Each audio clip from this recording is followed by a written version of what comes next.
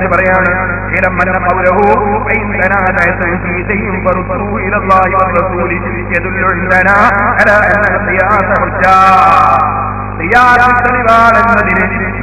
വ്യക്തമായി പഠിപ്പിക്കുന്നു. സ്വീകരിച്ച് ആ കാര്യം ഇമാം റാസി പറയുകയാണ്. അപ്പൊ നിങ്ങൾ മനസ്സിലാക്കണം, 4 പ്രമാണമാണ് ഇസ്ലാമിൽ. മൗലവി എന്തേ 4 പ്രമാണം പറയാത്തത്? മുജാഹിദ് എന്തേ 4 പ്രമാണം പറയാത്തത്? 4 പ്രമാണം ഖുർആൻ പഠിപ്പിച്ചതാണ്. ഖുർആൻ പഠിപ്പിച്ചതാണ് 4 പ്രമാണം. എന്നാൽ യഹൂദികളുടെ സ്വഭാവം എന്താണ്? യഹൂദികളുടെ സ്വഭാവം അല്ലാഹുവിന്റെ ഗ്രന്ഥത്തിൽ നിന്ന് പകുതി അവർ സ്വീകരിക്കും, പകുതി അവർ തള്ളും. അത് യഹൂദികളുടെ സ്വഭാവമാണ്. അതെ, അവർക്ക് പറ്റിയത് സ്വീകരിക്കും, അല്ലാത്തത് തള്ളും. അല്ല പറഞ്ഞത് കണ്ടില്ലേ, മുനാഫിഖീങ്ങളുടെ സ്വഭാവവും അങ്ങനെ തന്നെയാണ്. വയഖൂലൂന ആമന്നാ ബില്ലാഹി വബിർറസൂൽ. കപട വിശ്വാസികൾ പറയും, ഞാൻ അല്ലാഹനെ കൊണ്ടും റസൂലിനെ കൊണ്ടും വിശ്വസിച്ചു. വഅതഅന, ഞങ്ങൾ അല്ലാഹനെയും റസൂലിനെയും അനുസരിച്ചു എന്ന് പറയും. സുമ്മ യതവല്ലാ ഫരീഖും മിൻഹും മിൻ ബഅദി ദാലിക. പിന്നെയോ, പിന്നെ അല്ലാഹും റസൂലും പഠിപ്പിച്ചത് സ്വീകരിക്കൂല. അല്ലാഹും റസൂലും പഠിപ്പിച്ചത് എന്താണ്? 4 പ്രമാണമുണ്ടെന്നാണ്. അത് സ്വീകരിക്കുന്നില്ല. നബിയിൽ നിന്ന് റിപ്പോർട്ട് വന്നാലേ സ്വീകരിക്കൂ. അതേ ദീനാവുന്ന മൗലവി പറയുന്നത് ഇത് മുനാഫിക്കിന്റെ ലക്ഷണമാണെന്ന് ഖുർആൻ. എന്നിട്ട് ഖുർആൻ പറയും, വമാ ഉലൈക ബിൽ മുഅ്മിനീൻ. ഇജ്മാഉം ഖിയാസ് തുടങ്ങിയ തെളിവുകൾ ഖുർആൻ പറയുമ്പോ അത് സ്വീകരിക്കാത്ത കക്ഷികൾ, അതുപോലെ ഖുർആനിലെ ആയത്ത് പൂർണ്ണമായി സ്വീകരിക്കാത്തവര്, അവര് മുഅ്മിനീങ്ങളല്ല നബിയേ.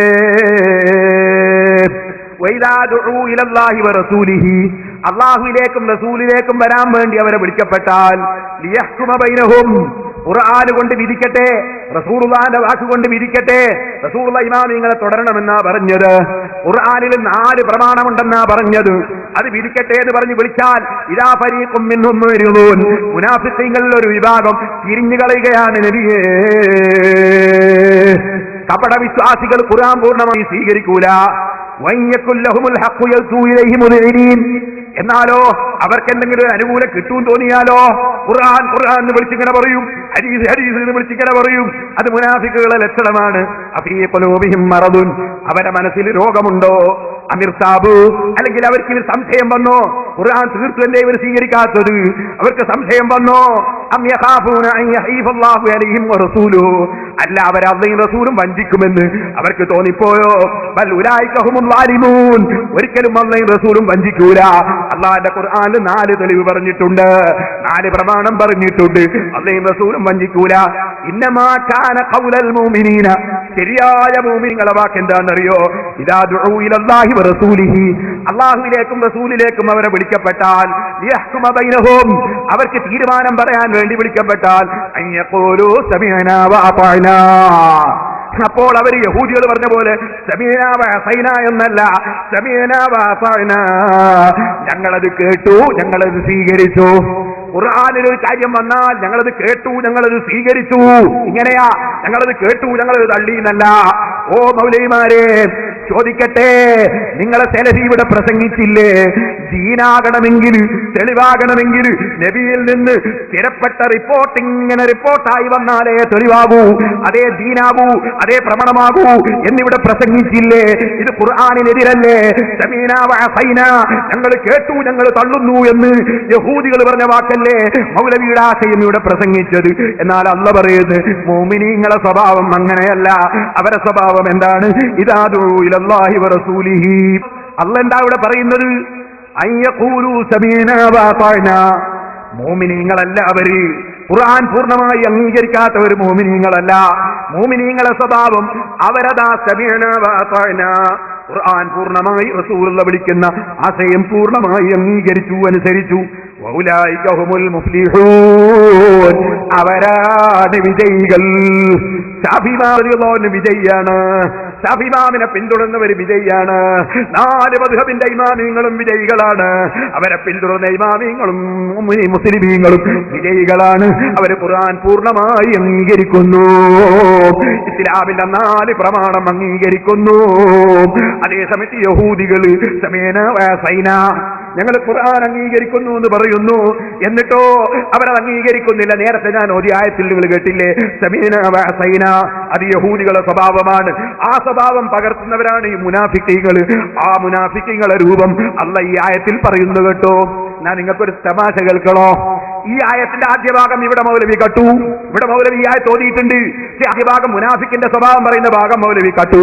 കാരണം ആ സ്വഭാവം മൂപ്പർക്കുണ്ട്, ആ സ്വഭാവം മൂപ്പർക്കുണ്ട്. മൂപ്പർ ഇവിടെ തന്നെയാണ് കാണിച്ചതും, അതുകൊണ്ട് മൂപ്പരത് കട്ടുവെച്ചു. എന്നിട്ട് അവസാനത്തെ ആയത്ത് ഓതിയിട്ട് മോമിനിങ്ങളെ മുനാഫിക്കാക്കാൻ ശ്രമിച്ചു. ഓ മൗലവി, അത് നടക്കൂല കേട്ടോ. ഖുർആനിലായത്ത് ഓതിയിട്ട് പകുതി കട്ടുവെച്ചിട്ട് സംസാരിക്കുന്ന സംസാരം, അത് ഈ ഖിയാമത്ത് നാൾ വരെ ഈ പേരോട് ജീവിക്കുന്ന കാലത്തും, എന്റെ ശിഷ്യന്മാരെ ഖിയാമത്ത് നാൾ വരെ ജീവിക്കുന്ന കാലത്തും, എന്റെ ഉസ്താദുമാരുടെ പൊരുത്തം കൊണ്ട് അത് ഖിയാമത്ത് നാൾ വരെ നിങ്ങൾക്ക് നടക്കൂല കേട്ടോ. സംശയം വേണ്ട, അല്ലാഹുവിന്റെ ഖുർആൻ നിങ്ങളെ കയ്യിലുണ്ട്. പകുതി മൂടി വെച്ച് സംസാരിക്കുന്ന സംസാരം അത് നടക്കൂല കേട്ടോ. ഇനി മൗലവീനെ ഞാൻ മൂമിനല്ല എന്ന് പറഞ്ഞു കളഞ്ഞു എന്നൊരു വിഷമം മുജാഹിദിനുണ്ടെങ്കിൽ, ഞാൻ അങ്ങനെ മൗലവി മൂമിനല്ല എന്ന് ഞാൻ പറയേണ്ടതില്ല. അത് മൗലവി തന്നെ പറയുന്നത് നിങ്ങളൊന്ന് കേട്ടോ. മൗലവി എന്നെ മുനാഫിക്കാന്ന് വിളിക്കുന്നത് നിങ്ങൾ കേട്ടിട്ടില്ലേ? മൗലവി എന്നെ ചീത്ത പറയുന്നത് കേട്ടിട്ടില്ലേ? കാന്തപുരസ്ഥാനെ ചീത്ത പറയുന്നത് കേട്ടിട്ടില്ലേ? സമസ്തന്റെ ആലിമികളെ ചീത്ത പറയുന്നത് കേട്ടിട്ടില്ലേ? എന്നാ ചീത്ത പറയുന്നവൻ മൂമിനാണോ? മൗലവി ഒന്ന് പറയട്ടെ. അല്ലാഹുവിന്റെ റസൂൽ പറഞ്ഞതെന്താ? ഒരു മുഅ്മിനിന്റെ നാവിന്ന് ചീത്ത വരൂല, ഒരു മുഅ്മിൻ തെറി പറയൂല, ഒരു മുഅ്മിൻ അശ്ലീലം പറയൂല, ഒരു മുഅ്മിൻ ചീത്ത പറയുകയില്ല. അതിന് മുഅ്മിനിന്റെ നാവിറ്റൂല. ഇപ്പൊ ആരാ കക്ഷീന്ന് മനസ്സിലായില്ലേ? ഓ മുസ്ലിമീങ്ങളെ, അല്ലാഹുവിന്റെ ദീൻ അല്ലാഹ് സംരക്ഷിക്കും കേട്ടോ. ഇന്നാ നഹ്നു നസ്സൽന ദിക്റ വഇന്നാ ലഹു ലഹഫിദൂൻ. അതിന് അല്ലാഹു തആല പലതും ഇറക്കും. അപ്പൊ അതിന് റിപ്പോർട്ട് ഉണ്ടോ എന്ന് ചോദിക്കണ്ട. നിങ്ങൾ കാണുന്നില്ല ഈ LCD എന്ന് പറയുന്ന സാധനം അല്ലാഹുവിന്റെ ഖുർആൻ നിലനിർത്താൻ വേണ്ടി, ഹുസൈൻ സലഫിയുടെ ചെറു തടുക്കാൻ വേണ്ടി അല്ലാഹ് ഇറക്കിയ ഒരു സാധനമാണ്. പക്ഷേ അപ്പൊ നിങ്ങൾ മൗലവി വേണേ ചോദിക്കും, അതിന് സെനതുണ്ടോ മുസ്ലിയാരെ? മുഹമ്മദ് നബി മുതൽക്ക് ഇങ്ങോട്ട് LCD വെച്ചിട്ട് മൗലവിന്റെ വാക്ക് കേൾപ്പിക്കാം എന്നതിന് സെനതുണ്ടോ മുസ്ലിയാരെ എന്ന് ചോദിക്കണ്ട മൗലവി. അല്ലാഹ് ഖുർആൻ നിലനിർത്താൻ വേണ്ടി അതാത് കാലത്ത് ആവശ്യമുള്ളത് ഇറക്കും. അതിന്റെ ഒരു ഭാഗമാണ് ഈ LCDയും കേട്ടോ. നിങ്ങൾ കുറെ കാലമായി നിങ്ങൾ ഈ സമുദായത്തെ വഞ്ചിക്കാൻ തുടങ്ങിയിട്ട്, യഹൂദികളുടെ ആശയം പ്രചരിപ്പിക്കാൻ തുടങ്ങിയിട്ട്, ഖുർആൻ പകുതി മൂടി വെച്ച് സംസാരിക്കാൻ തുടങ്ങിയിട്ട്, അത് നടക്കുന്ന പരിപാടിയല്ല.